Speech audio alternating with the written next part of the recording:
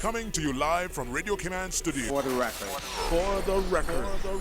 Hear from your government officials, independents, and the opposition on issues that matter to you. The record. Engage in an open dialogue between residents and lawmakers. For the record. The record. Informative, impartial, insightful. This is your talk show. 1-800-534-8255. Your calls, your input. This is For the Record. And now, your host, Orit Connor. Good morning and welcome to For the Record. Today is Monday, the 4th of April, 2016. I trust that you all had a great weekend, enjoyable, safe weekend as well. I'm sure some of you attended. There were several funerals throughout the island this weekend. The huge one on Saturday afternoon at the Church of God on Walker's Road. The funeral of Mr. Biggie Kent Rankin, and again, our prayers and our support go out to the Rankin family. A huge clan. Biggie has left a huge legacy behind. There's a lot of talk about his businesses, the number of businesses that he left behind as well. I would say that he left behind a much greater legacy than a business. He left a huge family, a family of mostly men, but women as well. And we need that in the Cayman Islands in order for us to continue to have our Cayman, for Cayman to remain Caymanian. We need to ensure that you have enough children that you can pass on that legacy. Otherwise, that's when we start to lose our identity if we do not continue to produce Caymanian. So it is extremely important. So yes, the business is fantastic.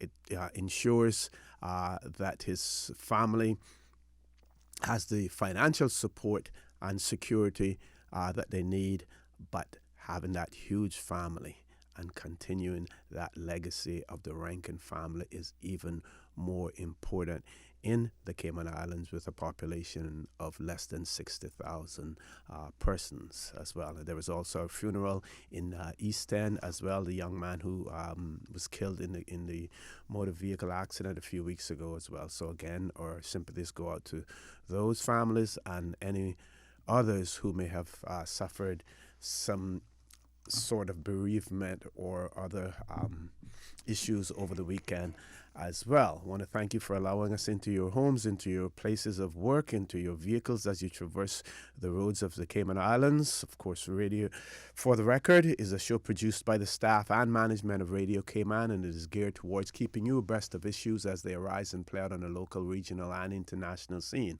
I am your host, Orit Connor, and you're welcome to join me every Monday, Wednesday, and Friday from 7:30 a.m. until 9:30 a.m. Our phone lines are always open, and there is always someone there waiting to take your calls. Normally, that beautiful voice of Miss Susan Watson.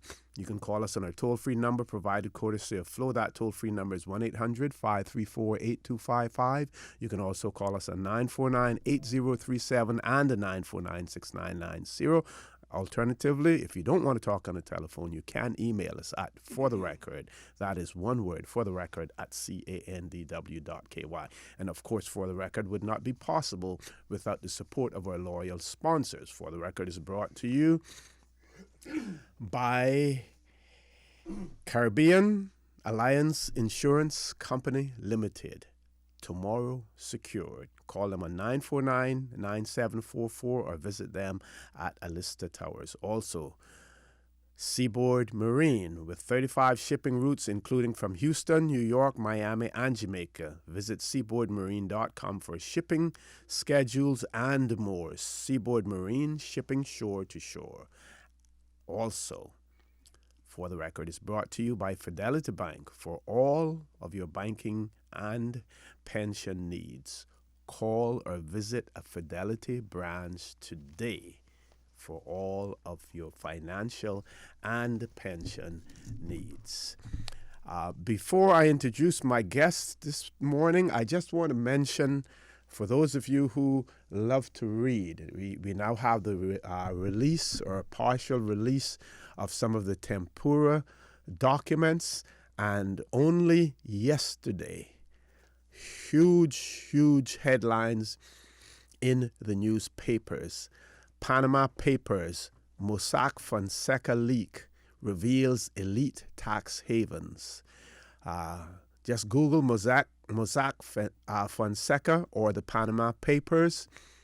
This leak of information, of data by hackers is even larger than the WikiLeaks and the Snowden revelations and the papers that Snowden released. Much larger than that. It talks about tax havens, and in particular the focus is on Mossack Fonseca, which is listed as one of the, I think it's somewhere around in one of the top 5 legal firms throughout the world when it comes to incorporation of companies and everything. And no doubt even here locally in the Cayman Islands, we heard talk about in a recent court case about companies being formed in Panama.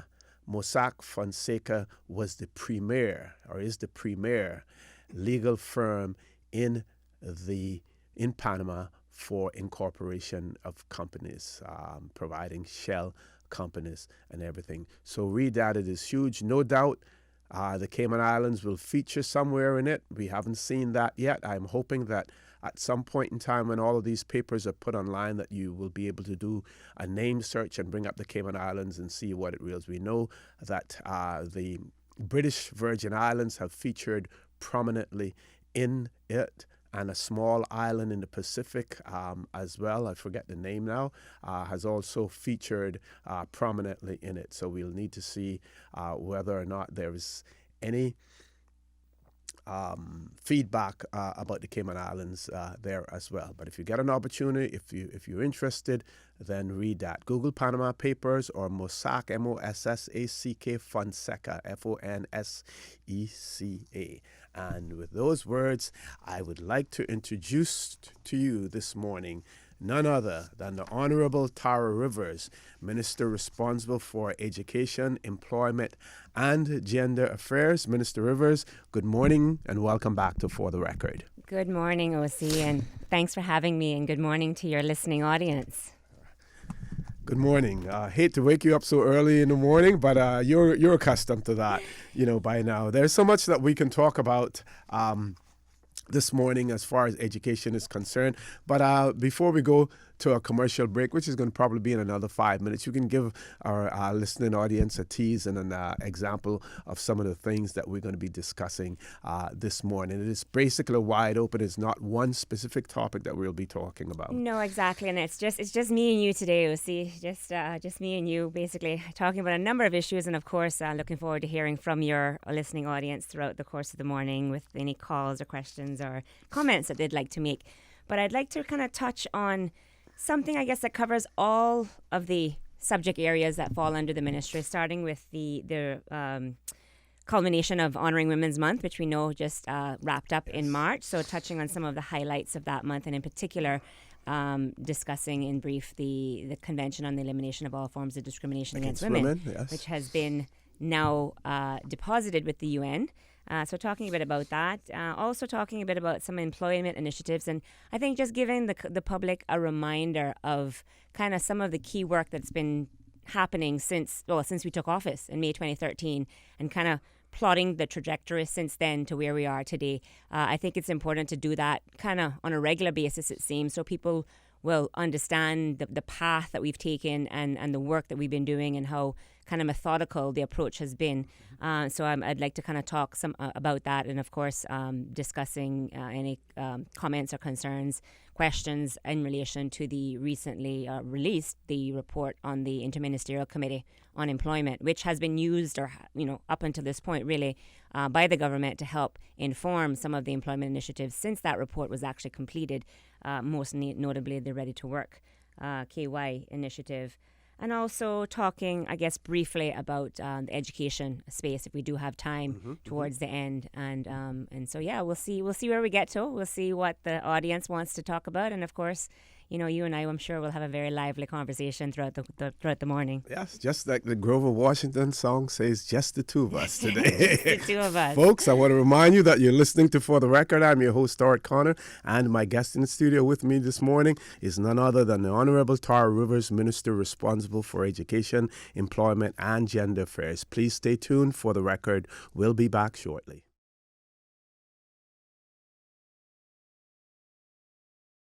Good morning and welcome back to For the Record. We have in the studio with us the Honorable Tara Rivers, Minister responsible for education, employment, and gender affairs. We're going to start our discussion by talking about the Convention on the Elimination of All Forms of Discrimination Against Women, which is known as CEDAW. That has been extended to the Cayman Islands. You may have heard in the news the fact that the minister did attend the New York, the United Nations, when those documents were being presented, deposited with the United Nations. Minister? Yes, thank you, O.C. And as I said, I think it's really an important topic to remind the public about the journey that the country has taken to get here. And certainly it was an effort that when we took office, as I said, in May 2013, it was something that I certainly pushed to reignite, to get the efforts moving. I mean, of course, the country has, in earnest, we've been attempting to get CEDAW extended to us since 2004. And so there were a number of initiatives that the country had to do. We had to demonstrate. It was quite a long process, and I think for some people a very arduous process in terms of just trying to pull together information about what the lay of the land is from a legislative perspective and otherwise, but also, and then there were certain assessments done locally. I think there was a review done that was assisted by the FCO at the time, and they discovered certain areas that they needed to strengthen. And of course, then fast forwarding throughout the years, then in 2011 we had the gender equality law was passed, and that and then it came into force in 2012. And so that really was, I think, the last of the major hurdles that the country had to overcome to demonstrate that there was a commitment to gender equality and to addressing issues of gender inequality in the country, and having that kind of legislative backing to support it. And of course, there is a gender equality tribunal, which hears any complaints that would be lodged under that particular piece of legislation. So in 2013, again, as I said, things had seemingly languished for a bit, and I along with the government, we committed to making the request in earnest again, because we felt that at this stage the country had done all that we had been asked to do in order to have the convention extended to us. So a formal letter was written by myself, sanctioned by the cabinet through the governor's office to the FCO back in December of 2013, requesting the extension. And then again, in preparation for the extension, we were very positive that it was going to happen this time during our administration. So we, as a country, we convened the first ever National Conference on Women, which was held in March of 2014. So it was to kind of commemorate International Women's Day and also honoring Women's Month for March in 2014. Yes. And so that was really the first time that the country had a concerted effort to look at issues that are highlighted in CEDAW. So it was, there were different focus groups set up to discuss the various principles. I think there's 16 principles really espoused in CEDAW. And so we had different groups working through each of these principles, talking about, well, what is kind of required from the legislative perspective? What do we have in place from a legislative perspective? But also, what are the issues from the equality or inequality in fact?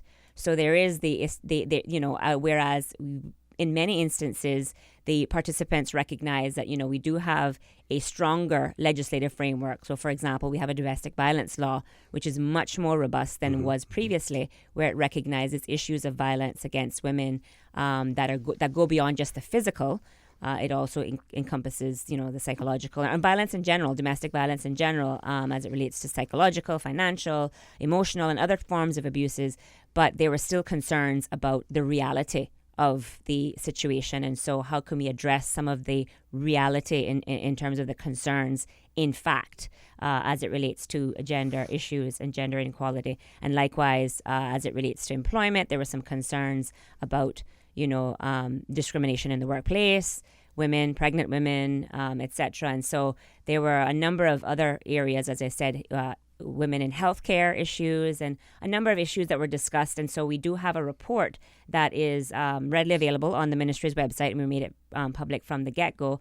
And that report really is going to act as the blueprint for action locally. So we do have the convention, which, as you said, I was at the privilege of being at the United Nations on behalf of the Cayman Islands to receive and to participate in the depositing process. The instrument was deposited by the United Kingdom, by their Minister of Women and Equalities, and I was there to not only witness but to actually ceremonially participate in that depositing. So it really was, I think, a historic moment for the country, and one that gives us now the kind of legislative framework for national action. We will be held accountable as a country because we have to report. The first report is in a year's time to say what are we doing to try to actually address the principles espoused in CEDAW, but also then for every 4 years thereafter. Our report actually feeds into the United Kingdom's report, of course, because we are an overseas territory. So in addition to the national legislation, in addition to the national initiatives that we have been taking, we will now have to periodically report on what progress we're making. And so from holding the people, holding the country, holding the government accountable, it was important to have CEDAW formally extended to us because we know some of these issues have been languishing for some time. To name a few, we know now based on the analysis of the census data in 2010, we do have concerns about gender gaps in pay for between men and women, and this is an area that we've known that now since 2010. Now we need to do something about it.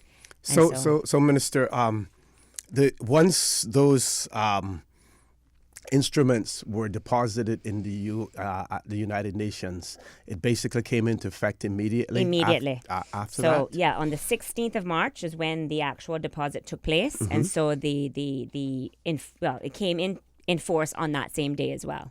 Okay. And for the benefit of our listening audience, and it's important for people to note also that this CEDAW is actually seen as the International Bill of Rights for Women. Absolutely. It is significant. It is significant. And I think, it's important to recognize, though, that when people think about, women's rights and, equality and gender equality, people feel alienated because we are talking about the rights of women. But really, it is something, gender equality affects us all. As I've said on a number of occasions, if you are a father to a daughter, you should be concerned about gender equality, about the quality of life, about the experiences and the ability to participate on equal footing of your child, of your children.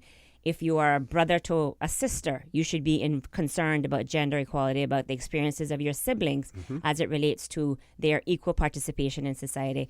And, the catch-all that covers everyone is if you're a son of a mother, you should be concerned about gender equality because obviously, you're concerned about the prospects of your parents. Now, in many instances, the women of yesteryear have fought and have established things such as, the right to vote, the right to participate in elections and run for office. I mean, certainly, we recognize and pay homage to the women of yesteryear that really made it possible for me to be here today as one of the members of the Legislative Assembly. And I always, have to recognize Ms. Georgette Ebanks, who is one of the few remaining women who is alive to really, for us to recognize, it was 24 strong, independent and determined women from Georgetown that first stood up in 1948 and said, you know what, we have a right, we have a voice, and we need to have a say when it comes to choosing our elected representatives. And of course, the rest is history, as you say. So certainly, the issues as it relates to gender equality it's a process, and certainly where we are today, it's a significant spoke in the wheel. And I hope that, in the next generation that it will be something that is not even really talked about because the issues would have already been addressed, and then there'll be other issues that people will have to focus on. So certainly I think, from the ministry's perspective and from the government's perspective, we're very happy to have actually succeeded in getting the the convention formally extended, but of course the work continues, because now it's a matter of making sure we address, when we work to address some of the concerns highlighted in the National Conference on Women and otherwise. Before we go to the break, you mentioned the disparity in wages and pay between men and women. And we see places like in the United States where there's a huge disparity. Is the disparity similar in the Cayman Islands? Well, I mean, to be honest, OC, I don't really have enough information to hand right now to be able to make that direct comparison. But what anecdotally speaking, for instance, I mean, in your case, as a minister, you basically earn the same as other ministers as a legislator. Well, that's a good question. You probably say I probably work harder, twice as hard, right? So, and I hope so. But to be perfectly honest, I really don't know what the other ministers are making. I don't see their pay slips. But certainly, I think from some of the kind of workshops and activities that I participated at while I was at the UN, because really the visit to the UN was twofold. It was to be there to actually participate in the deposit ceremony, but also to attend the Commission on the Status of Women, which is an annual meeting of the United Nations to discuss issues as it relates to CEDAW and just gender equality and empowerment initiatives in general. And so by actually participating in a number of the workshops associated, one of them was I participated in was a UK-led discussion on the gender pay gap. And so it was really interesting. It was actually jointly between the UK and Denmark, I believe. And so it was very interesting to see that the experiences of other countries are very similar. What I found to be interesting, and actually when I discussed it, other people on the room felt that it might be, if not peculiar to Cayman, it was an interesting phenomena based on the statistics that we have. And again, it's only based on the 2010 census data that was kind of the gender analysis was conducted. But based on that data, it looked like the pay gap actually increased with increasing education levels, which you would think, is counterintuitive if you think about it. So again, I think what it has, I mean, I think that those stats really have opened, certainly my eyes and eyes of many people to say we might need to dig a little deeper. We might need to look and see exactly what are the issues. Now, there could be an issue of, basically unequal pay for equal work done, which is basically the discrepancy in wages, what you get paid versus what I get paid for the same job. There may be an issue with respect to the types of jobs also that are predominantly held by women versus predominantly held by men, and that the pay scale, salary scales for those type of jobs may be lower overall, and that may actually be creating that gender pay gap as well. And we know that, of course, jobs that are very technical in nature, like the science, the mathematics, and technology, some of these jobs demand higher pay overall. The world over, they attract less women for a number of reasons. So I think what we do know is that there is a concern. What we need to figure out now is really drill down as to where those issues are. Is it the former or is it the latter, or a combination of the both here in the Cayman Islands? So really the need for more information is key, and more kind of statistical information, more labor market information about what is happening. And so I think going forward, the government will have to look very closely at how we ascertain that information, because certainly from the United Kingdom's perspective, and as I say, we have to report into their mechanism. David Cameron, the Prime Minister, has made it a mandate that we deal with the gender pay gap within one generation, so to speak. Okay. And so it's something that I know we will be asked to report on here as well. Right. Okay. And one of the other issues also has to do with the representation within our legislature in terms of the number of women there. And I think in most occasions we have not seen any more than 2 women in our legislature at any one time. And at the same time, now we see the numbers in our legislature continuing to increase, and we would expect that the number of women representatives in our legislature should increase, if not proportionately, then even higher than that. Folks, I want to remind you that you're listening to For the Record. I'm your host, Stuart Connor, and my guest in the studio with me this morning is the Honorable Tara Rivers, Minister responsible for Education, Employment, and Gender Affairs. Please stay tuned. For the Record, we'll be back immediately after the news.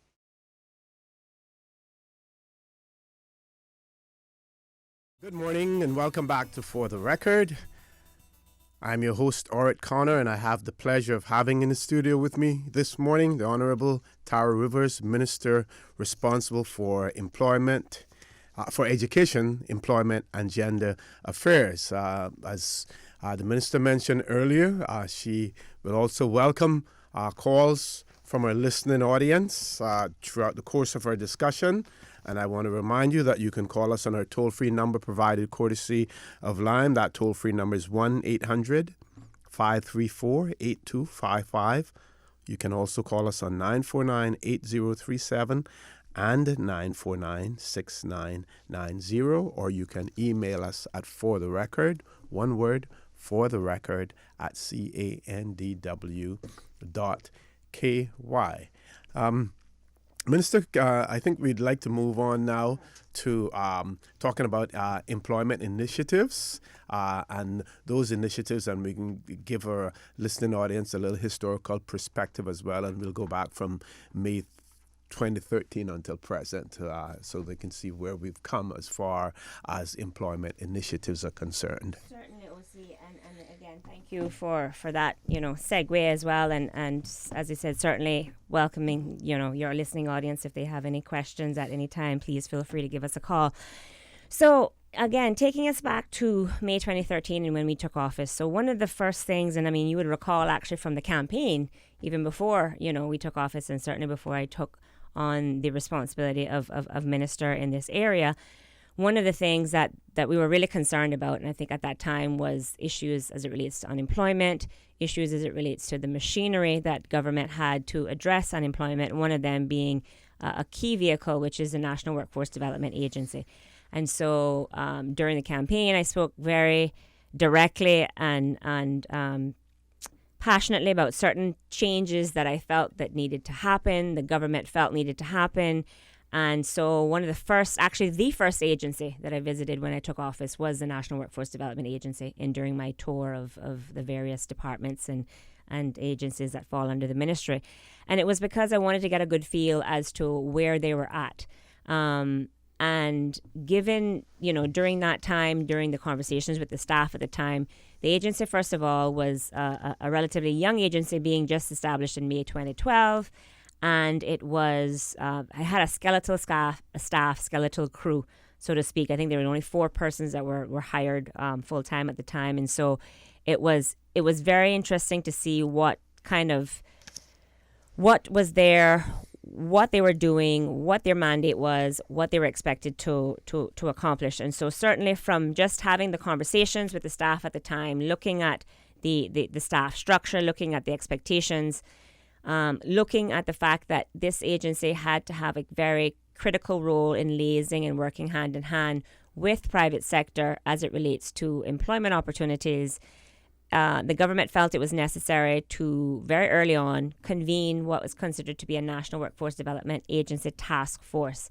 And that task force was made up primarily of private sector individuals, as well as key government representatives who was there kind of acting as the steer and spearheading the actual work of the task force. And so that actually happened in September 2013, was when the task force was convened formally by Cabinet, and they started their work in earnest in mid-October. And that lasted, the work of the task force really was from October 2013 till end of January 2014. And then the actual report itself, or the actual work, was, I guess, culminated by March of 2014.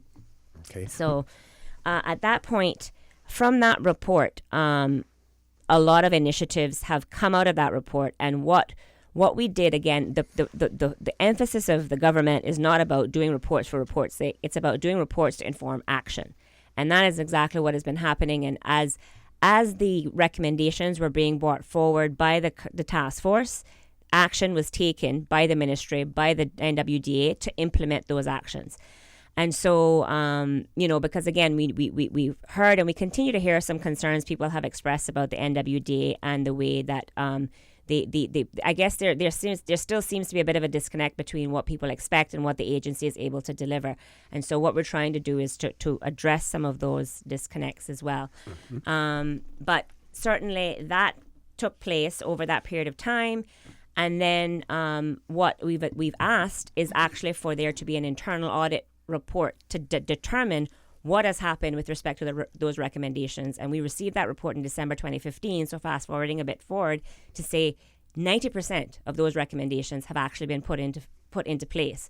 And so again, then that was done by a third party, internal audit, as you are aware. They go in, they do their audit, they do their spot checks, and they were able to verify that from that task force report, as I said, vast number of private sector as well as public sector participants, 90% of the recommendations have been either implemented, and the remaining 10% are in train. And there's only one that really hasn't taken off in earnest, and that is to do with the relationship between DCI and NWDA. But that is something that the government is aware of and will be looking to address moving forward. Okay, excellent. We have two callers. Let's go to the phone lines. Caller, good morning. Welcome to For the Record.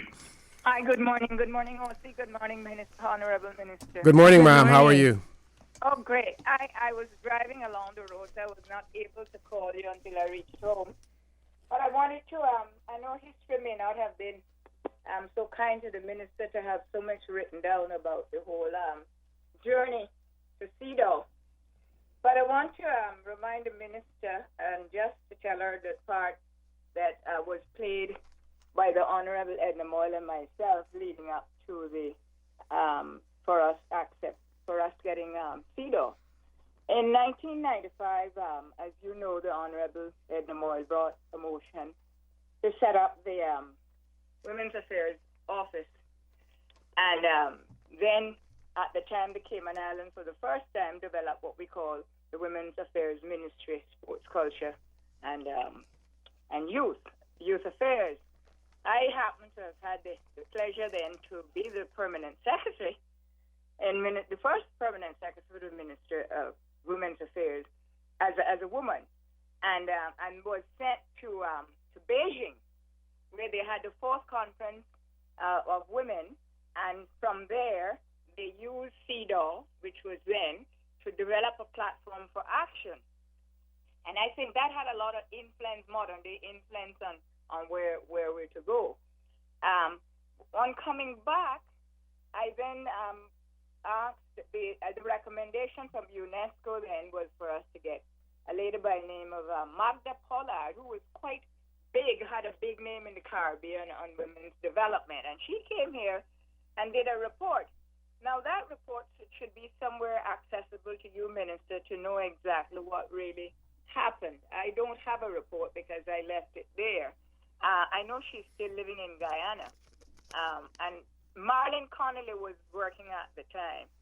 But I remember when we surmised the platform for action and all the different things we could do for women and the committees we set up, we sent it into then I think what was his name, the governor after Gore, and he was not very hospitable to the idea of us trying to get the same CEDAW. Would that have been John Owen after Gore, was it? That's the gentleman. Yes, that's the gentleman. So then the Honorable Frank came in and he started to resuscitate and rejuvenate the whole idea. I know history might have not have been kind and left a lot of things out, and so I know that sometimes the minister would say that it might have been acting from 2004.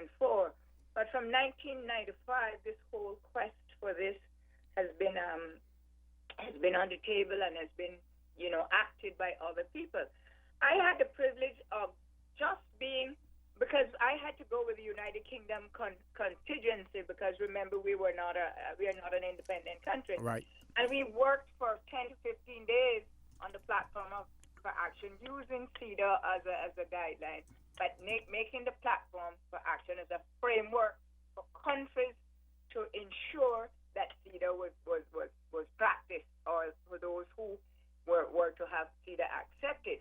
So I wanted to put that in perspective, because I think that, and what was great for me at the time, the two main speakers in Beijing was Hillary Clinton and the Prime Minister of Pakistan, Benazir Bhutto. And it was so welcoming to see. It was over 50,000 women that went to that conference.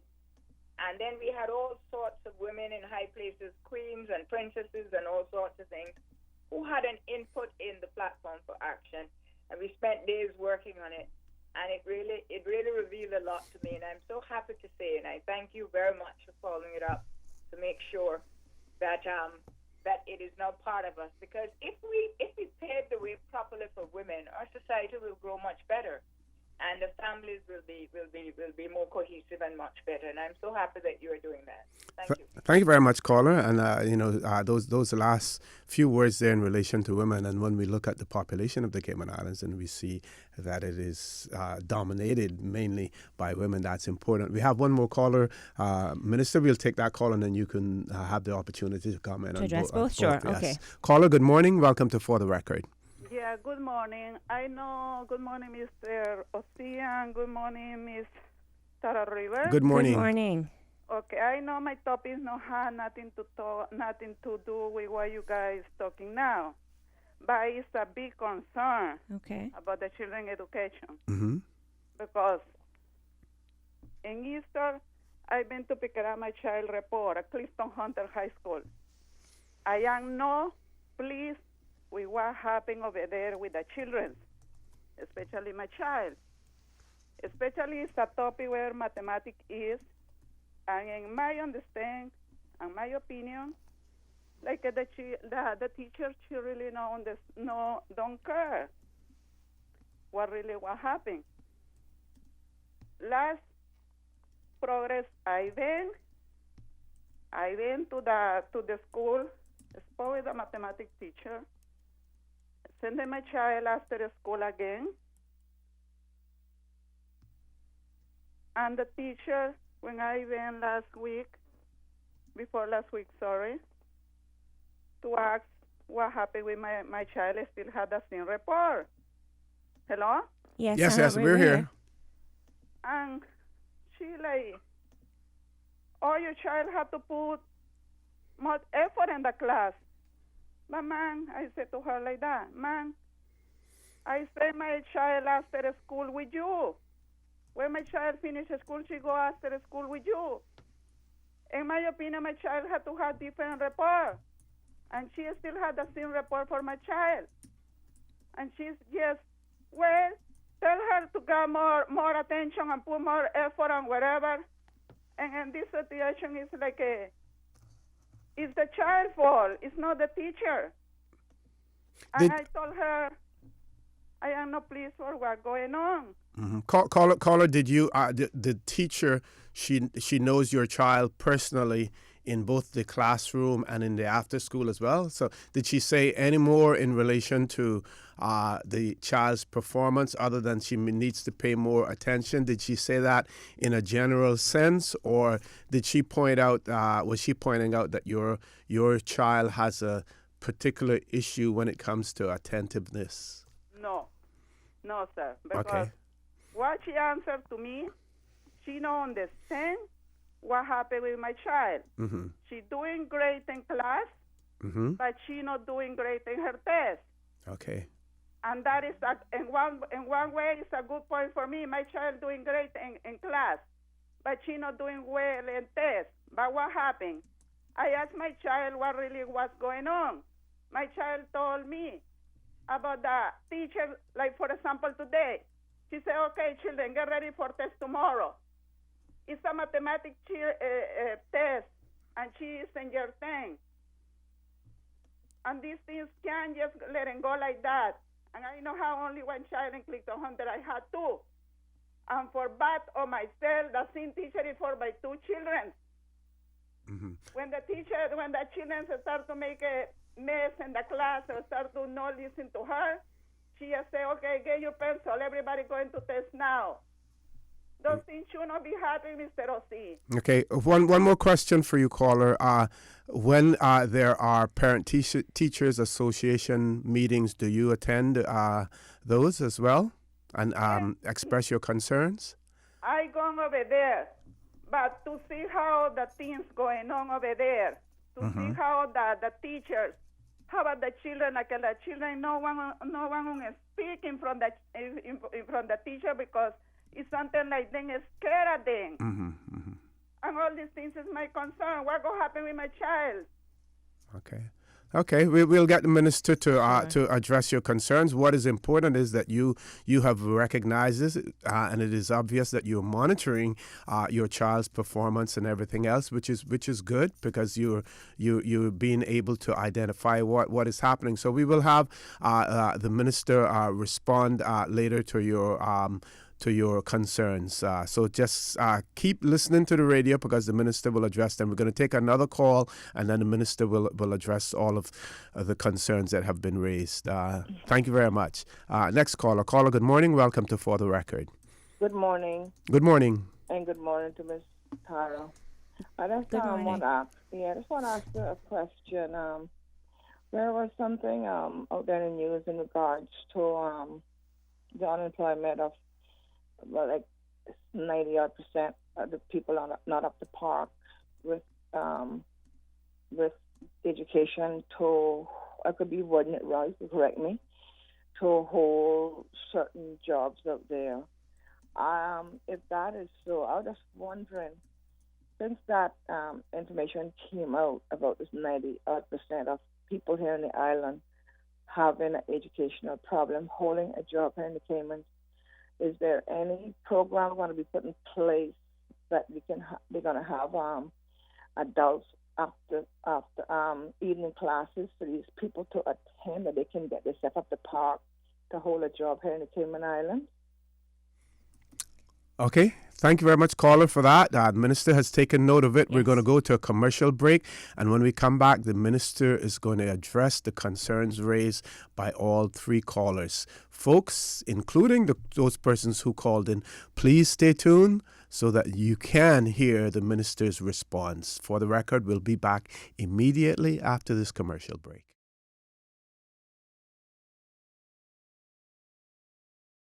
Good morning and welcome back to For the Record. I'm your host, Stuart Connor. My guests with me, the Honorable Tara Rivers, Minister responsible for Education, Employment and Gender Affairs. We had three callers. One caller pointed out the work that had been done in relation to CEDAW before 2013. Another caller called to expressed concerns about her child's performance, especially in tests in maths at Clifton Hunter High School. And the last caller was concerned and wanted to know about getting persons job ready for the workforce as well. We have one more caller, but we're going to ask that caller to please hold on while the minister gets an opportunity to answer the other three callers that had previously called in. Yes, thank you, OC, and thank you for all three of the callers for the questions or comments that were made as well. And I'm happy to take each in turn. And I want to first of all thank Ms. Lucille Seymour for calling in and giving an even more details to background information that was a precursor even to the formal request. And I think when I speak to 2004, that is to recognize the first formal request for the extension of CEDAW. But certainly, as Miss Lucille has indicated and pointed out, that the work actually began, the pre-work, the preparation, the groundwork started long before 2004, and most notably the 1995 private member's motion by the late Honourable Edna Moyle, calling for the establishment of a women's affairs ministry. And wearing a different hat at the time, I certainly had the privilege of working as a member of the then Ministry of Community Affairs, Sports, Women, Youth and Culture, with primary responsibility at the time for women and youth. And then, so certainly I am aware of the work that was taking place at the time. This was when the Women's Resource Centre, as it was known then, now it has become the Family Resource Centre. It's evolved over the years. But certainly that, that experience of being in the ministry at the time when that centre was being established and actually looking to launch that centre at the time in 1997-98 was definitely a work, as I spoke about, the kind of wheel, the spoke in the wheel of change as it relates to recognizing women's issues in the country. So I'd like to thank Ms. Lucille for providing that information as well, because as she said, the work had started in earnest, but the actual formal request that was levied to the FCO, the first time that was done was in 2004, and then followed up again in 2013. But I thank Ms. Lucille for that background, for the benefit of the listening public as well. Moving on to the caller, as it relates to their experience with the Clifton Hunter High School report and the reports of their child, in particular with mathematics. I want to say thank you to that caller. Obviously, I want to say generally, because I don't want to get into the specifics, or we don't know the specifics of the individual anyway, and that's good. That's a good thing. But generally speaking, as you indicated, OC, we do want parents to be vigilant, to stay engaged, and to work with the school to try to address the concerns that you may have of your child. If you're not happy with what the responses that you're getting, or with any issues that you think that may not be addressed to your satisfaction, there is a complaints process and there is a complaints procedure. Obviously the first thing is to do what you have been doing, which is to try to work with the teacher. First and foremost, we always recommend that parents try to engage their teachers of their children individually to try to work through what those issues are.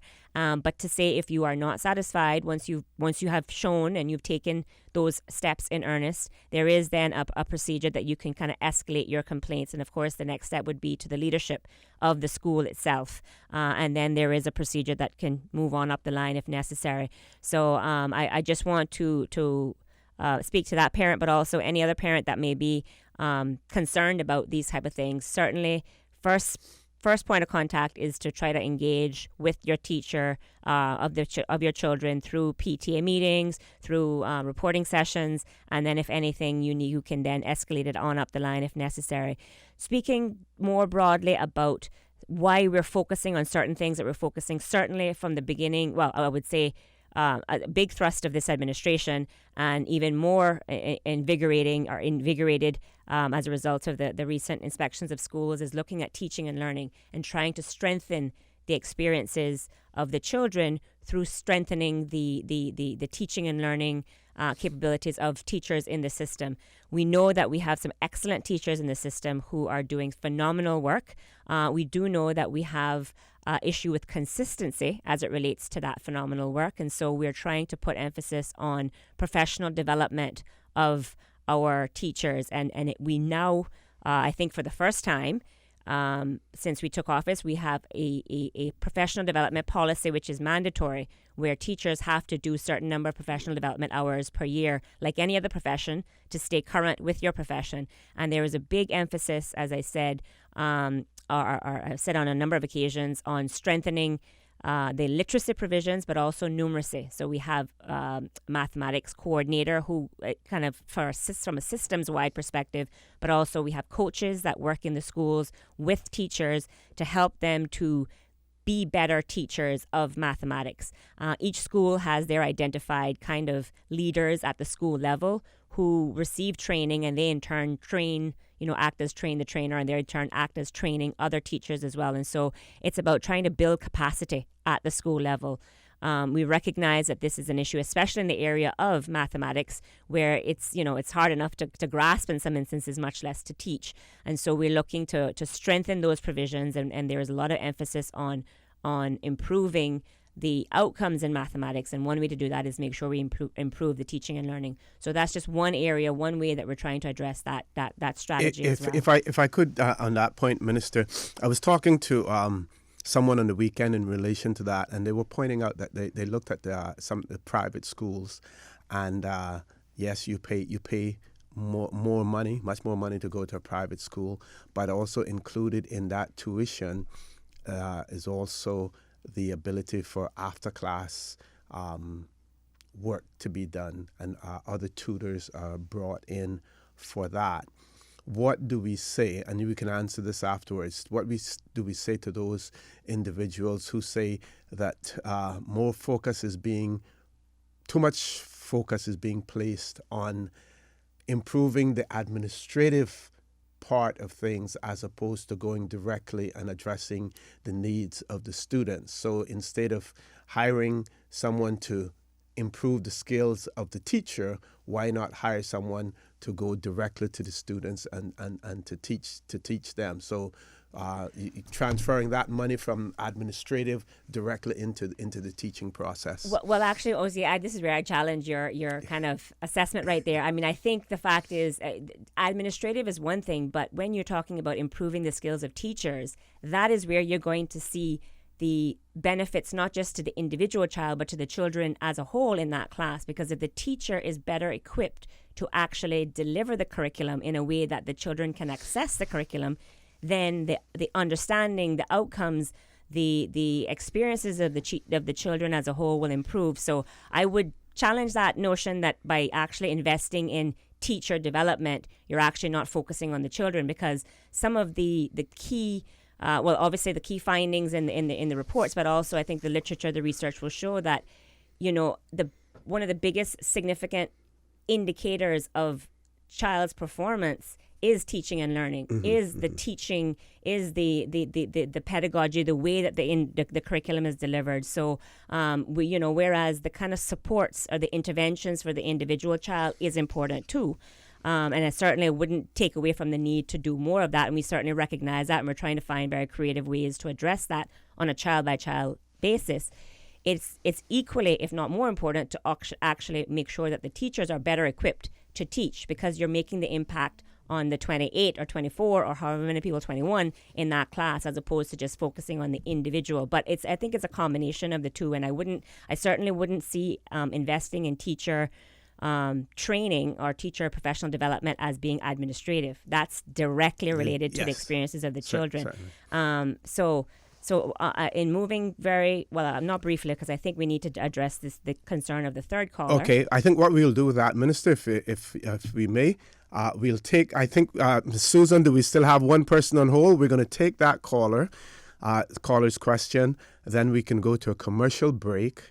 And then when we come back from that commercial break, we'll have a full 27 minutes without any break whatsoever. Okay. So that gives us an opportunity to continue without any disruption after that. Sure. If I shouldn't call commercial breaks disruptions because we have to rely on our sponsors. Gotta pay the bills, we'll see. Yes, we certainly do. So let's go to the phone lines. Caller, good morning. Welcome to For the Record. Yeah, good morning, Osi, and good morning, Minister Taro. Good morning, good morning. Sir. I was reading the local Compass this morning, and in its editorial, he's talking about the NWDA clients are not work ready, and that's the subject of the editorial. And it starts off by giving a list of different things, and like for a high school diploma is less than 82%, skills are not low, the moderate demand 81%, and so on and so on and so on. And something that has concerned me over the years, especially recently, that is that we have so many skilled people out there, not educated. They can't go to a computer and do things on a computer, but they have the basic experience of like working in construction and stuff like that. One of the things that I have said before, and I will say it again, one of the things that bothers me about when I hear people go to apply for a job and they say, well, you need this and you need that. If you're a bricklayer or a block layer or a plumber or whatever it is, you don't need a degree to do this, because people have been doing that for centuries without having any kind of real degrees or any kind of special, maybe a certificate say that you work as a Cayman. If you go back to the Cayman, in the infancy of the Cayman Islands development, none of the people, look at Begin, for instance, God bless his soul, one of the great entrepreneurs of Cayman. And I happened to be one of the people that was working at Interbank, the DUSET operation, when Biggest started back in the early 70s. And I remember how I used to admire him, because he was getting material he started the business. He didn't know a whole lot about it, but he happened to be, I think DUSET got him because he was the only one in Cayman that was doing anything about carpets and stuff like that, to work with a group that he brought in from the States to lay the carpet at the Interbank. And And when Biggie was there, God bless his soul, I was so admiring of him because he would always come and ask me questions, stuff like that. Because I had been in the States for a while by then. I'd come back for a sabbatical, get for that job.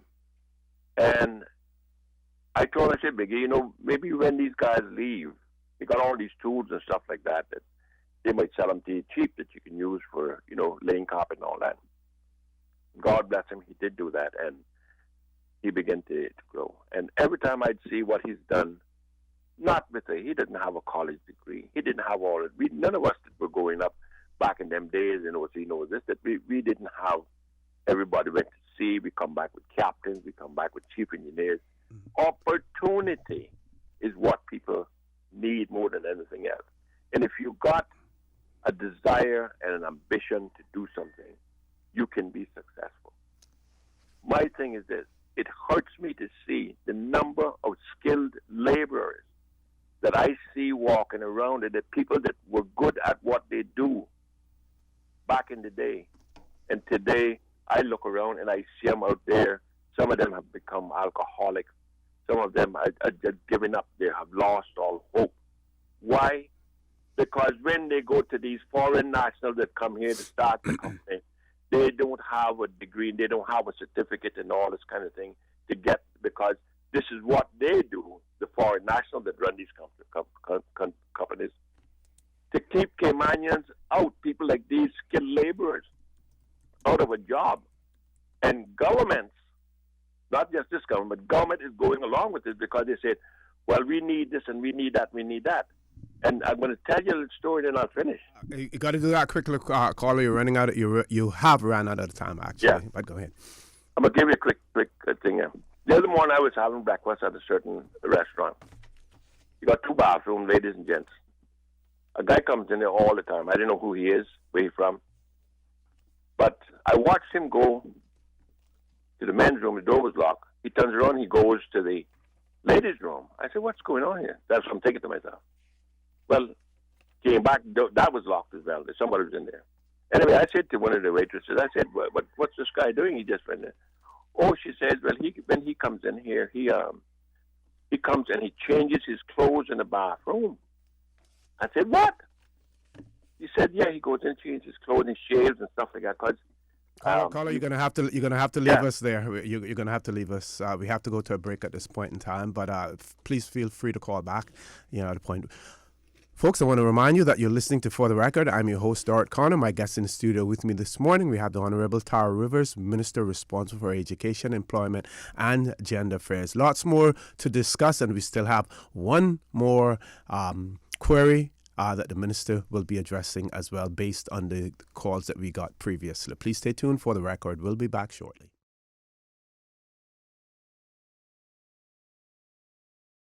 Good morning and welcome back to For the Record. I'm told that we have a few callers on hold. We're going to ask them. No calls at this point in time. So, Minister, you get an opportunity to continue with your responses to the callers. Great, thank you. And actually, I'm really glad we took that second call before we went on to do the last caller that called previously, because I think the issues are very much intertwined, and it gives me an opportunity to deal with some information that's been put out into the public domain in a way that isn't necessarily helping the discussion, because it's being misconstrued in some cases unintentionally, in some cases, as I see in the editorial, intentionally.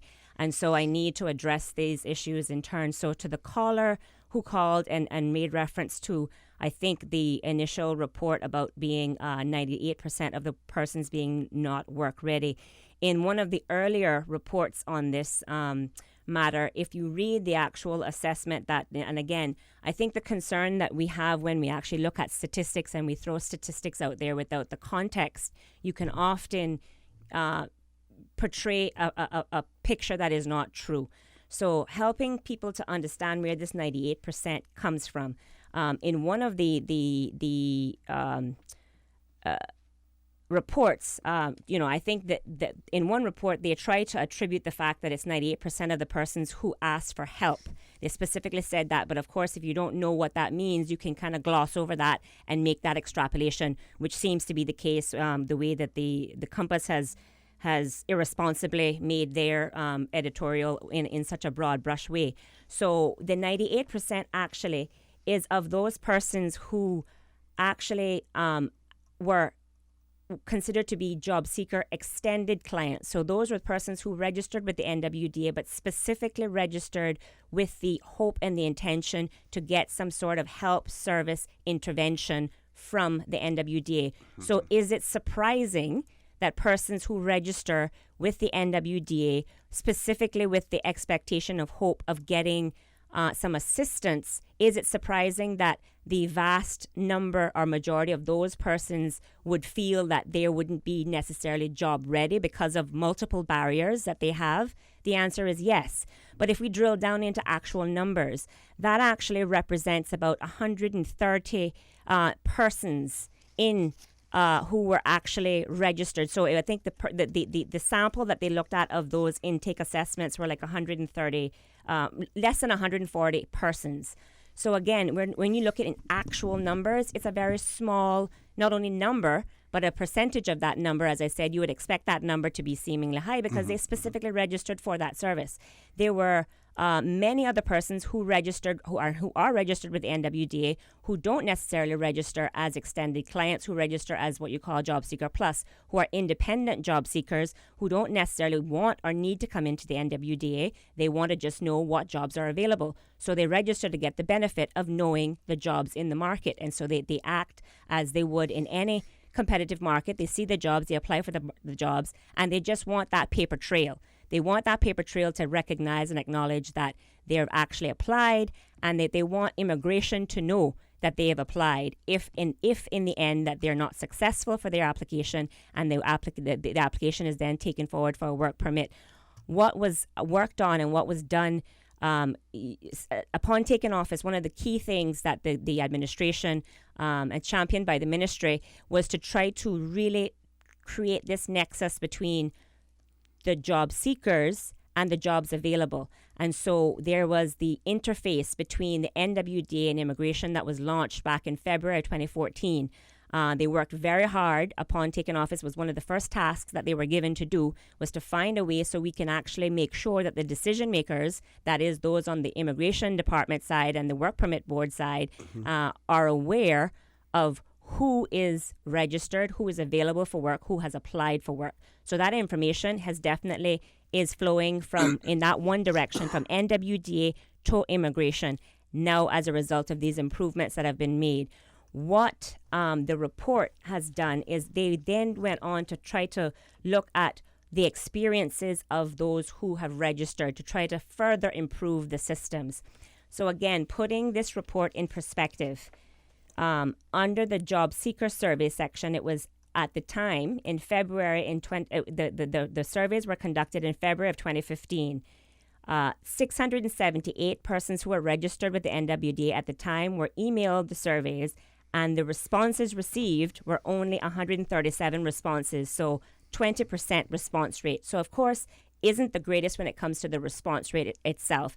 So again, that's something that we need to think about. Well, why, look for further analysis, because one of the things that we recognize is lack of labor market information. Going back to what we talked about with respect to the pay discrepancy and otherwise, we need as a country to do better to try to get a better handle on labor market information. So one of the things is by doing these kinds of surveys, you're trying to hear from the persons themselves who are unemployed, who are looking work. And so this was the first time this was attempted to be done by the NWDA. The response rate wasn't great, but from those responses, they were still able to actually do some analysis, which was very interesting because there was a lot of overlap. Even though the response rate wasn't that huge, there was overlap from what the employers said as well as the job seekers. And I think the employers, the response rate might have been a little bit better in that we received, and I don't want to go by memory here. I want to actually look to the report. So again, for the employer survey, it was conducted in February 2015, was emailed to 902 employers with 250 responses returned. So the response rate from employers was 27.7%. So a little bit better response rate for the employers. But even though, as I said, even though the response rates were small, there was consistency in terms of some of the issues that were highlighted. So it was still very beneficial from that perspective to see where are the key issues. So just to answer very briefly the question that was asked about adult classes. Currently, there is, and the government supports through offering the facilities for free and otherwise. The Seventh-day Adventist offers some CXC type preparation work for those persons who may have left high school that didn't actually get actual qualifications upon leaving high school. They offer classes with a very nominal fee. And as I said, the government works with them in terms of providing the facilities for them to offer those classes. The Department of Education Services also was charged under the previous CEO to launch an adult training program during 2014. Now, I'm not sure exactly how successful that program was in terms of the uptake. It is something that the department is actually looking at to see how they can improve going forward.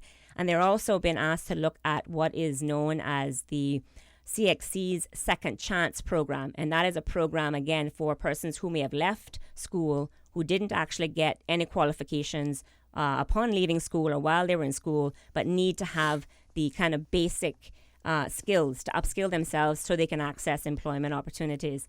The NWDA itself has a training and development unit, and they're working very closely with the private sector and other entities to try to develop training programs that are geared towards addressing some of those critical needs. So it is something that the ministry and the departments are working on and looking to see how they can, so as I said, certain things had been piloted before, but they're looking to see how they can actually make them stronger to make it effective.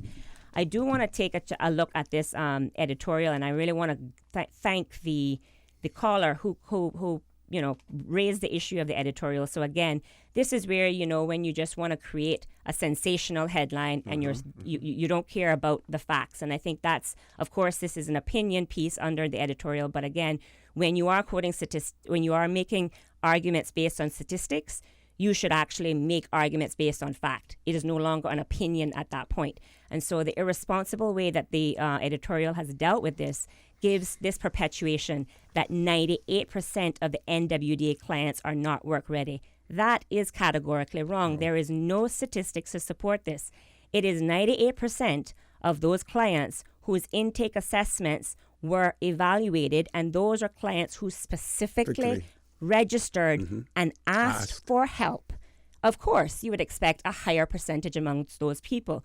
Some of the areas, some of the concerns that they have, some of the multiple barriers that would cause them to need that additional help is outlined in the report. And again, it's the kind of working together of all of these barriers. So if you have barriers related to mental health, or you have barriers related to substance abuse, or you have barriers related to criminal convictions or records, and lack of literacy, all of these things compound to create this 98% of that very small proportion of persons registered. So I think it's important for people to recognize that off the bat and don't pay attention just to the headlines, especially in some of our local media, because they have proven time and time again to be irresponsible. And, why let the facts get in the way of a good story? And in this case, they're trying to misconstrue the facts in a way just to support their claim.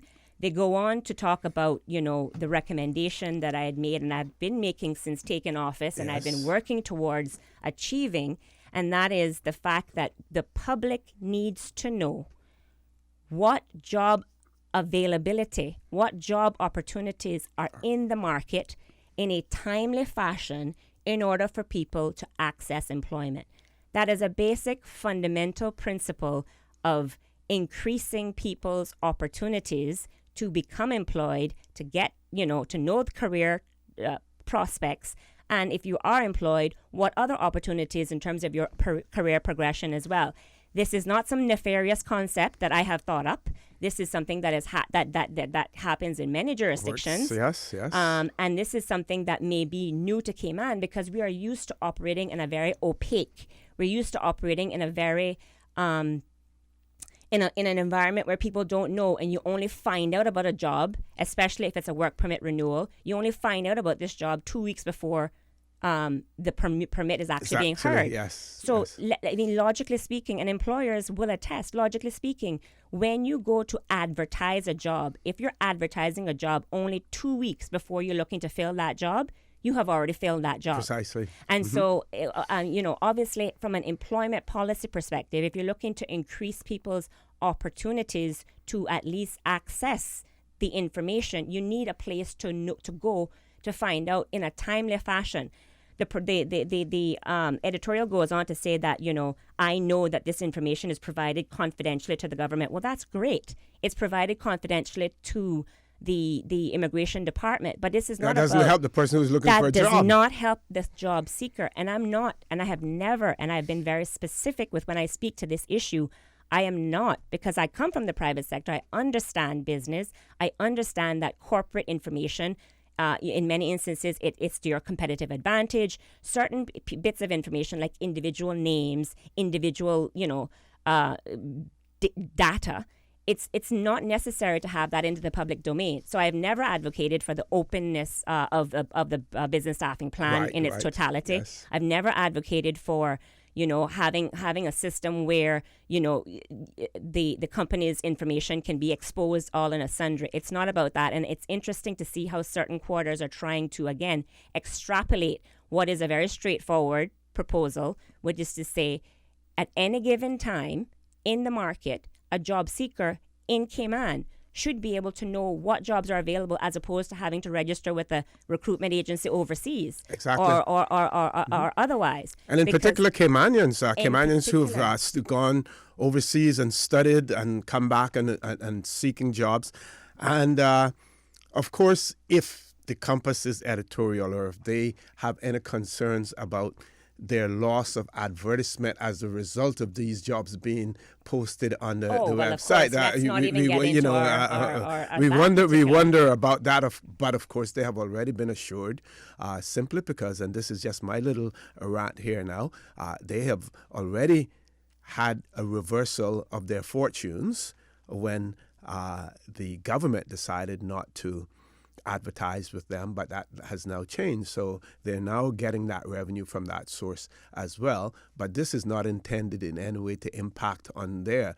What it is a proactive move towards persons, in particular Caymanians, who are seeking jobs and who have the right and the constitutional right to know what is put out there in terms of advertisements, and to get away from this whole the whole farce that people are put through now when they said when jobs are advertised, but they already know that they have someone earmarked for that job. Exactly. I mean, it's and I've actually had a conversation with a prominent business person, and it was very reassuring to have that conversation, because they themselves use the NWDA. They first of all, they made it very known that they were very happy with the changes that they saw in the system, because it's now electronic. You don't have to physically come into employers or employees.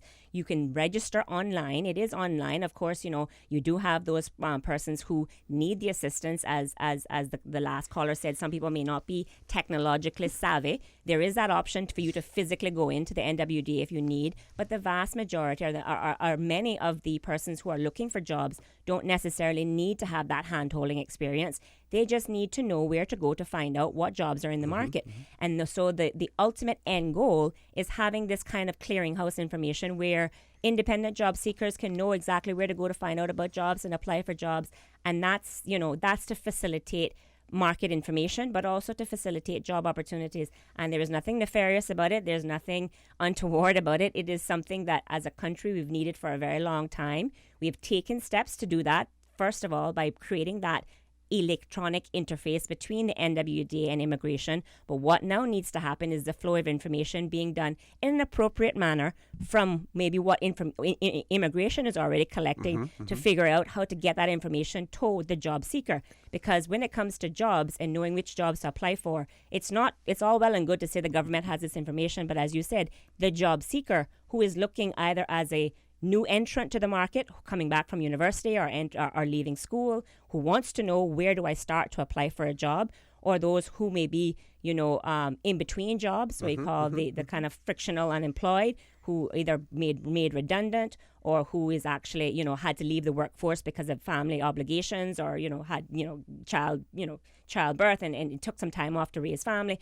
All of those people need to know exactly where to go, and trolling through the papers and looking for those ads that are just there 2 weeks before a work permit application comes in. Simply because of a legal requirement. Simply because of a legal requirement under the regulations is not access to employment opportunities. And we need to look at how we fix that system to benefit those persons in addition, we need to look at those job seekers because we do know, even though the numbers may be reflecting that they're not a huge amount, it is a significant enough amount to say we need to invest in retraining, retooling, upskilling, dealing with some of the more kind of chronic unemployed persons who would be considered the structural unemployed, who are unemployed either for over a year and more, who have the multiple barriers. We know we need to do a better job as a country addressing those issues. And one of the things that has come out of the Interministerial Committee on Employment's recommendation, and we knew as a government going in, was that we needed to do a better job for the various ministries, departments, agencies working together to come up with a more cohesive plan to make sure we're actually getting the benefits of all of the work that's being done by the various departments. Okay, we have one caller on line. Before we go to the phone lines, I have a few messages that were sent in to me by text. One says that recent inspection report, schools inspection report, identified the deficiencies, particularly in numeracy and literacy. Can the minister say what has been done to substantially address these deficiencies? The posts she referred to at the ministry level are needed, but more important are additional bodies in classrooms and specialists to address students with learning and behavioral needs. Also, that caller says, please ask the minister, when will the government fully and adequately resource our government schools to enable them to properly deliver education to all students for which they have responsibility? The real need in the schools are additional teachers, support assistants, and specialists to address special education needs. When are they going to increase the resources? When are they going to increase the resources at the schools? Our school population has an increasing number of students with special education needs. In some schools, almost 50% of students have special education needs. But across the education system, there is a real shortage of the specialists to address those needs. So if you can bear that in mind, Minister, I'll let you see. And we'll go to the caller. Caller, good morning. Welcome to For the Record. Good morning. Good morning. Mr. O'Connor, good morning, and good morning to Ms. Rivers. Good morning. First, I should say I want to congratulate you for the work that you're doing. I think you're doing an excellent job. Thank you. I was about to address something, but where Mr. O'Connor just read that message a while ago, I think some of the behavioral problem that we have in our school based on the students, it started from some of the parents. And the reason why I'm saying that is that if there is a problem that occurred in the school or with the teacher and the parent does not basically sit and listen to the teacher and hear what is basically to find out what the problem is. They go in with a bully attitude towards the teachers. And I think this is something that definitely needs to be addressed based on that. The next thing is the work with the workforce. There are a lot of locals in the work that really need employment, but they have a bit of fear when they go towards applying for a job and so forth. And the reason for that,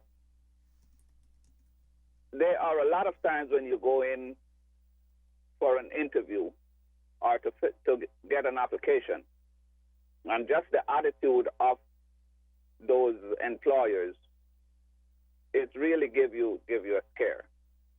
I mean, if just per se that if you're going in and the first thing they're going to say is that, you know, you don't have the ability or the skills and so forth to do to do this kind of a job. I mean, how is that gonna work?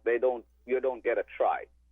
But within the same token, I spoke quite a bit about a vocational training facility in the Cayman Islands, which I think we do need. Yes, there is a lot of kids that don't have the ability, the educational background, but I think they have good common sense and hands-on that can do certain type of work. But within the same token, we need a training facility in the Cayman Islands, or institute, if I should say that, in the Cayman Islands, just like you have the training in Jamaica, you have it in Trinidad, you have it in other countries, that if you don't have the educational background, you can go and get a physical training skill in this country. That will break a lot of the backlog that we have with some of our people in this country. Thank you very much, caller. Thank you very much. We appreciate your comments there, Minister. Yes, thank you for that, and I certainly wanted to address both the emailer as well as the caller and say, thank you to both for calling in, and certainly the last email caller. Thank you for your endorsement of the work that I'm doing personally, but obviously on behalf of the ministry and the government as a whole. So looking at the question as it relates to literacy and numeracy and what's being done, and the question about the posts at the ministry but also needed on the ground, and I think it gives me a good opportunity to clarify what may have been a misunderstanding with respect to when I was talking about those positions. These positions are actually positions as it relates to working within the schools itself. So it's not necessarily housed at the ministry. These positions, actually, none of them are housed at the ministry. They're all housed at the school level or at the department level who are working with the various schools. In particular, the concern about special education needs. For the first time ever, we now have in the schools, in all government schools, the primary and secondary schools, that is, we have non-teaching special education needs coordinators. So to the caller's concern or the emailer's concern about the growing level of special education needs in the schools, up until this point, up until this last academic year, the 2015-16 academic year, we didn't have such a role. We had the SENCO roles, but they were either teaching roles who had to do it on a kind of a part-time basis. So obviously the kind of attention, the kind of focus that needed to happen at the school level wasn't able to be given because of the other commitments that those individuals had. So for the first time, we've restructured. We got additional support that we could actually create these positions where each school has access to a non-teaching special education needs coordinator. Now, I'm certainly not going to sit here and say that we have all of the resources that we have within this that we need within the schools, but we have taken and we can demonstrate concrete examples and steps to show that we are addressing some of these critical needs, and that's just one example. Another example is to do with the behavior specialists. I think the emailer might have referenced something to do with behavior specialists. I am happy to say that we also have additional behavior specialists and supports that work with the schools as well as work with the kind of alternative education placement of the cornerstones and the stepping stones, which is the kind of the institutions that work with those students that may need to be pulled out of the formal primary school or high school to be placed in this environment or this unit for a short period of time till they can transition back into to the actual high school or primary school of their where they're registered. That relationship has been strengthened. There is an actual agreement now that happens between either the cornerstones or stepping stones with the individual schools, so they know it's not just about dumping students in this and just forgetting about them and wondering what's going to happen, but we're trying to create those greater links. So when students are placed in these alternative placements for whatever reason, if they need to be placed there, and there is a process to determine that too, so it's not done willy-nilly. There is a process that they have to go through, but that there is a clear understanding of when they could be or should be transitioned back into school as well. And as I said, there are additional behavior support specialist support that with these alternative placement schools as well as the actual schools themselves. And Minister, if I may, are you satisfied with the ratio that you have in terms of these specialists in relation to the student population? Well, quite frankly, as I said, there is certainly more that we need. I mean, I think that the challenge that we have is that, the government education system, it falls under the kind of broader umbrella of the civil service. And so that there are constraints as it relates to head count, the constraint as it relates to the capital requirements that we have regarding, remuneration and salaries and basically expenditure versus revenue. So these are all the pressures that the government has to look at from a very kind of macro perspective, and the education system is not outside of that equation. And so the implication is that in some instances, or with respect to, and going back to your point about interventions of the individual students, personally, I'd like to see a lot more of that happening in the primary schools and secondary schools, because of the fact that we know if we can get the interventions early enough, then we improve their prospects over time. What we're doing to focus on literacy, so going back to the question of what is being done, as you will recall, this year, the national mandate is to focus on ensuring that 85% of those persons leaving year one are reading on level. And now, again, that may seem as if, you're just talking about year one. What about the rest of the students? If we can get the foundation of literacy and numeracy, if we can get the foundation sorted early enough, it substantially increases those students' chances for success in the future. So the 5-year goal is, over the next 5 years, 100% of those children leaving year two will be reading and writing on level. And so at that point, the platform for success the foundation is laid. For those students who have passed and moved beyond that year one, year two, we're working very closely. We continue to have a good working relationship with Literacy is for Everyone, the LIFE organization. They invest heavily from a financial perspective, but also from supporting particular programs, literacy intervention programs. The response to intervention is one of the type of programs where they actually go in and they work with students who need that additional support. Again, if we can't actually hire these services, we hire out, or we hire in, I should say.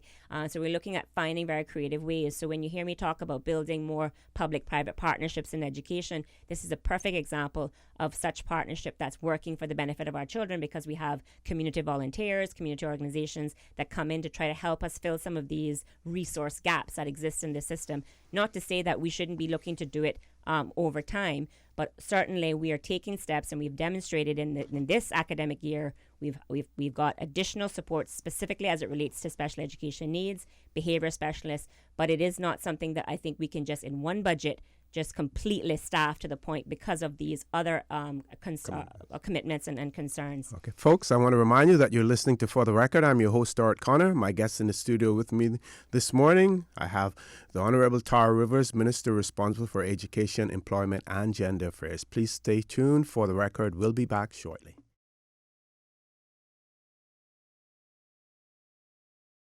Good morning and welcome back to For the Record. No callers online at the moment. One caller. We're going to go to the phone lines, but before we go to the phone lines, I just want to throw out one more thing to the minister. We hear, especially during the Republican, the debates, presidential debates in the U.S., and in particular Republicans, about eliminating various departments within the U.S., the federal system. And we saw a former governor of Texas, who made a misstep or a misspeak in terms of forgetting which ones he wanted to cut at the end of the day. But we always see the discussion about devolution of things, and in particular education.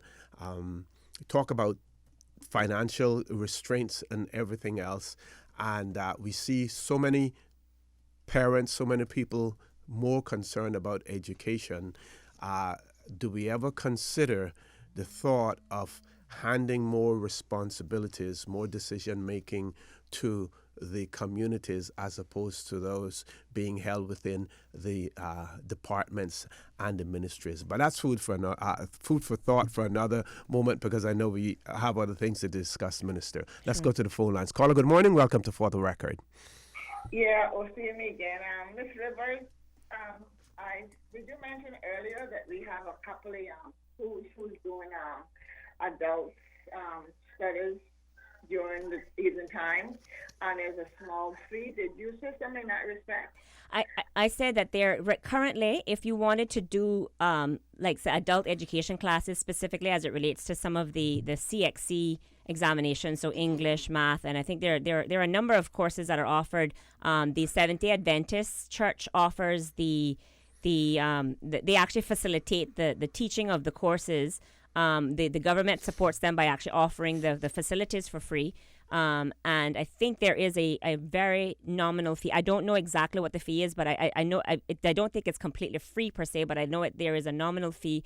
One of the things that we're doing at the ministry level is looking at ways to try to find resources to support people continuing education. And so one of the things that the National Workforce Development Agency's Training and Development Unit is looking at, as I said, trying to find some of the more appropriate continuing education courses that would be offered for free, either facilitated through the NWDA or through some sort of a scholarship program for these types of courses. But currently, as we speak today, there are opportunities that are run through the Seventh-day Adventist church organization facilitated by the ministry through the use of the facilities. But also, as I said, the Department of Education Services did run a pilot project sometime during 2014.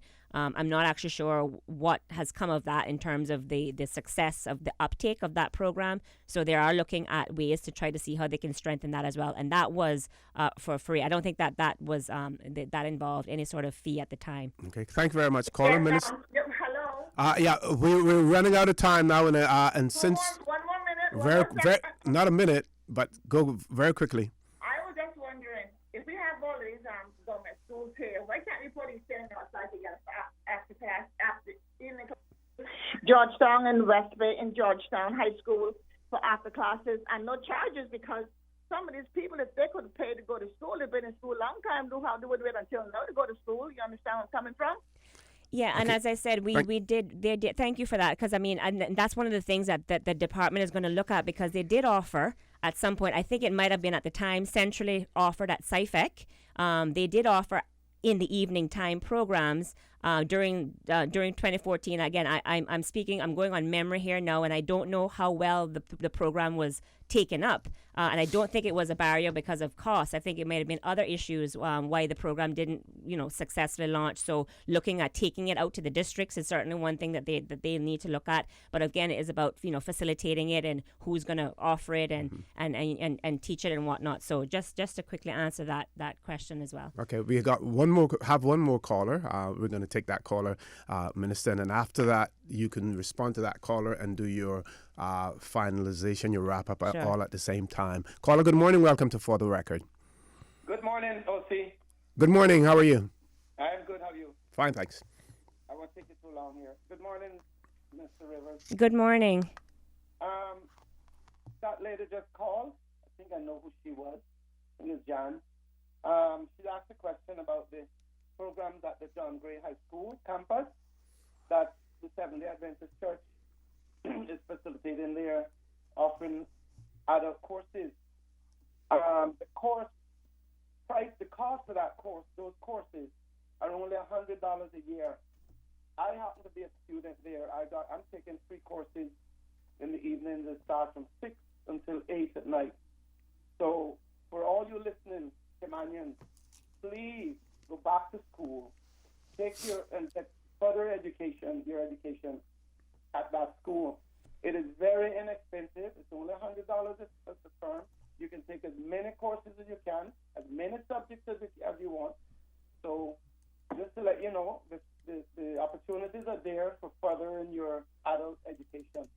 Thank you, OC. Thank you, Tara. Thank you very much, caller. Thank you very much, caller. Thank you for providing those, concrete details, especially and your testament as somebody who is taking the courses. Yes. And I certainly would encourage, all such persons who feel that they want to either brush up on those skills or develop those, the certification and the qualifications that are being offered.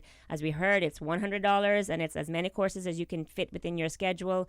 And it's offered through John Gray High School, the facility.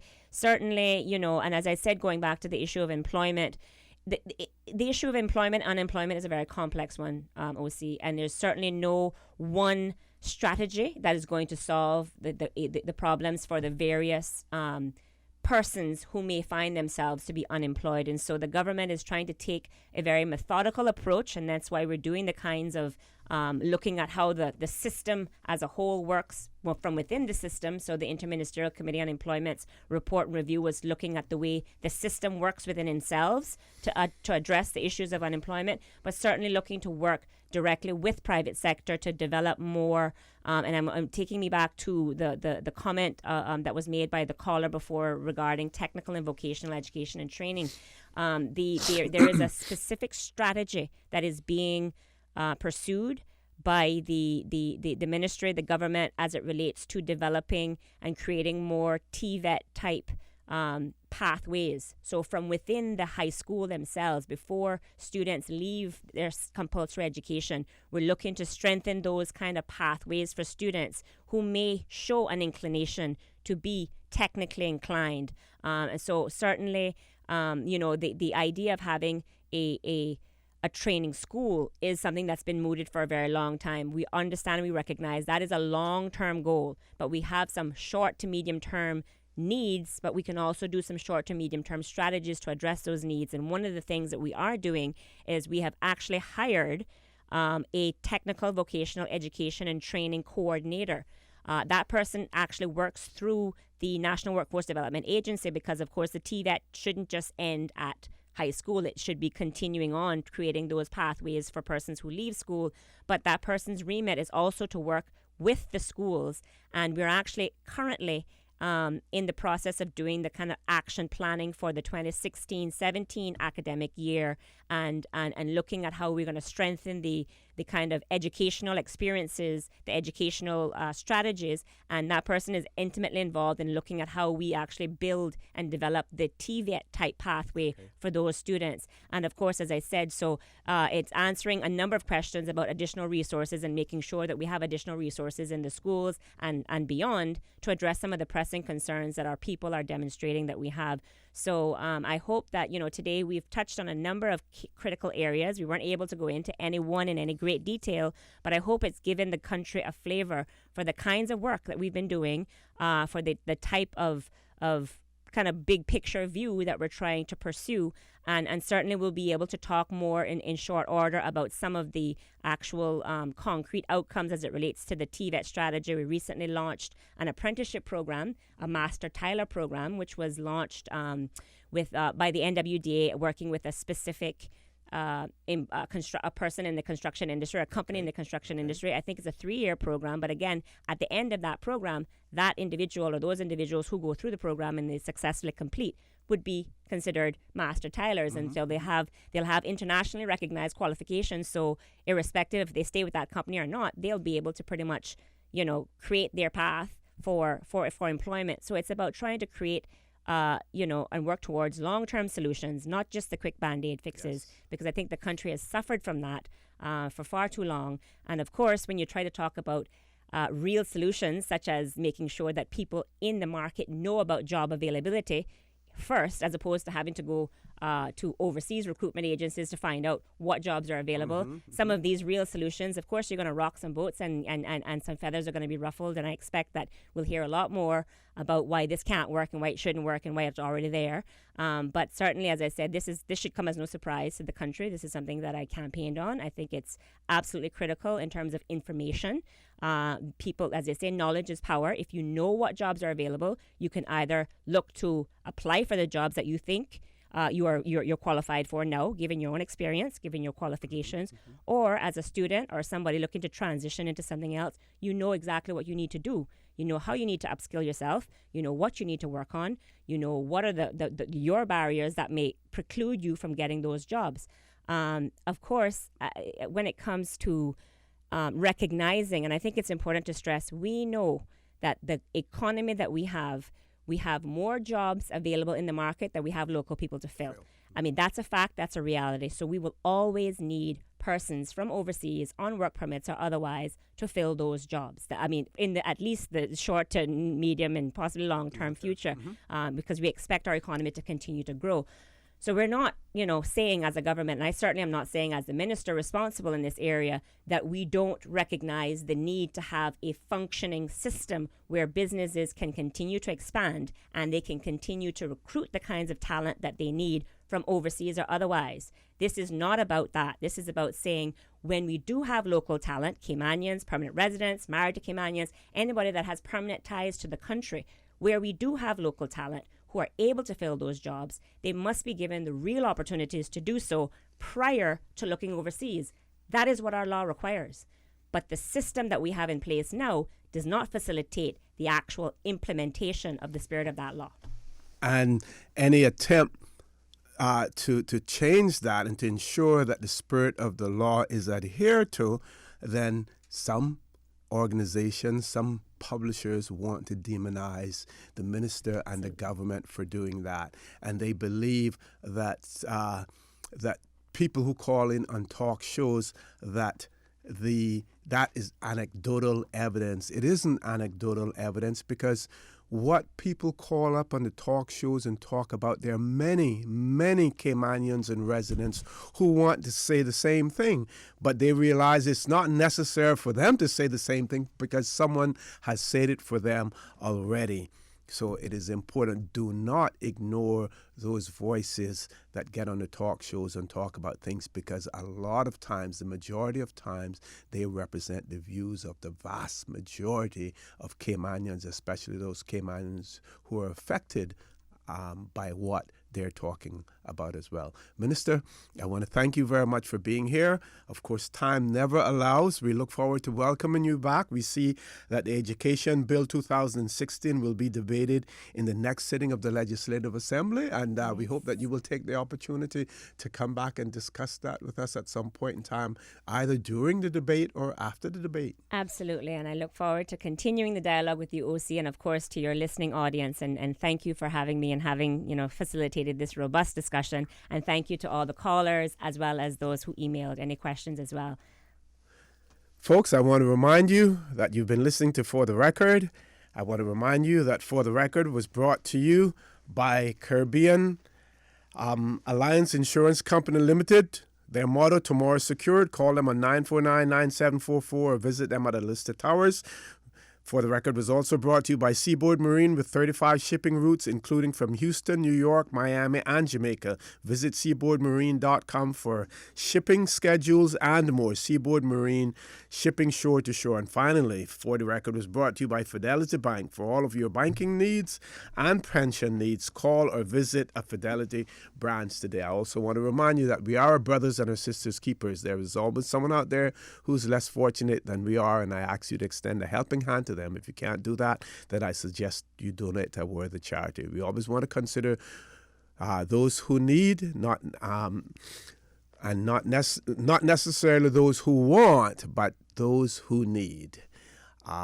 We always want you to continue to listen to your radio station, Radio Cayman. Also, in being our brothers and our sisters' keepers, we want you to continue to throw your support behind Minister Rivers and her effort and endeavors to ensure that all opportunities for employment, that they are published through the National Workforce Development Agency on their website as well. The minister anticipates that this will be another one of those battles that she will have to wage with the private sector or some portions of the private sector. No doubt one that will have to be waged with the Caymanian Compass as well, because we have seen what they have said in their editorial today in that regard. So throw your support behind the minister. We have seen